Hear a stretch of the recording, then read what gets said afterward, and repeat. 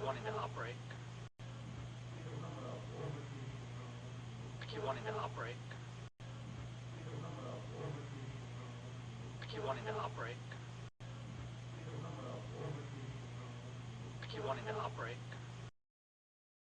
Holy crap, Aquaman footage, let's break this down. I looped that a couple times just so you get a better look at it because it's super quick. It's a visual effects test, so it's not like actually Jason Momoa swimming through water, but it's for Justice League, and obviously it's going to inform the look, or some of the look, of what's going on in the Aquaman movie. So even though each of the directors has their own thing going on in the spin-off movies, a lot of this starts with what Zack Snyder started. So like they're not going to completely redesign Atlantis after we see it during Justice League. But that's basically what this implies, is that we're in Atlantis and he's swimming up to Ocean Master, or this could be a statue, but I think the hat tip here is the helmet. It looks very much like Ocean Master's helmet. So there's a new round of the DC giveaway. Just because it's such a big deal, we'll say for a copy of Injustice 2. So all you have to do to enter is be a subscriber, leave a comment on this video freaking out about Aquaman stuff. I feel like the trailer is right around the corner too, because a lot of people got to visit Warner Brothers and see how they did this CG. Because it's sort of like a real-time rendering thing in the way that they did that Deathstroke costume test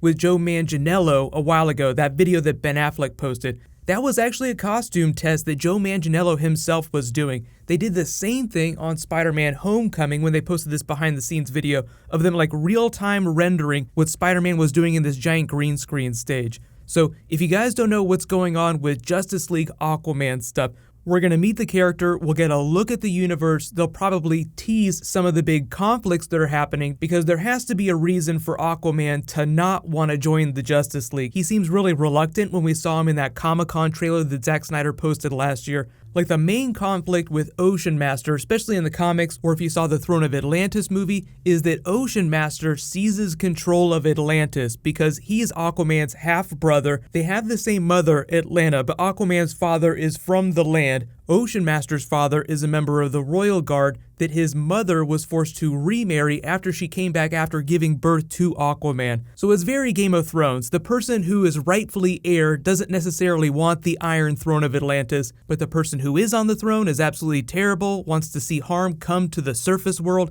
We'll get a taste for that at the beginning of Justice League because it looks like he is fully aware of his powers and his heritage, but he's not married to Mira, he's not king of Atlantis, and the teaser poster was all about Unite the Seven, as in the 7 kingdoms of Atlantis. So I did a separate video explaining the New 52 storyline, the rise of the 7 seas. There's only 3 kingdoms of Atlantis right now in the comics. They imply that there are going to be a bunch of lost kingdoms that'll be rising later, but that storyline kind of got pushed. So there's Trench, Zebel, which is sort of in an alternate dimension, and then Atlantis. So you have all these different forces, so Ocean Master is manipulating them all, very Game of Thrones style, and Aquaman has to deal with this while also dealing with all this Justice League stuff that's going on. And we have Mother Box stuff that's going on too. So the really cool thing about the Mother Boxes is that they're using them as the MacGuffin, the Infinity Gems, the thing that Darkseid wants Steppenwolf to go to Earth to get. So long ago, the way they explained the backstory for Justice League is that there was a war with Darkseid. He was defeated through an alliance of the Atlanteans, the Amazons,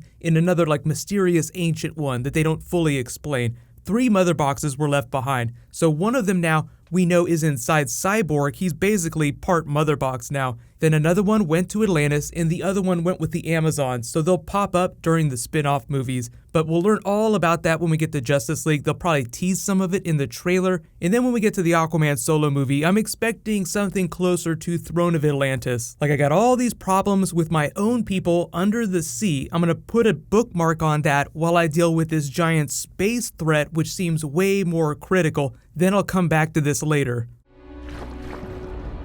Welcome, bastard. Is Atlantis everything you dreamed of, brother? Or, in your dream, were you on the throne? We will cleanse the surface. Soon they shall know that our time has come. I will bring our world crashing down upon theirs.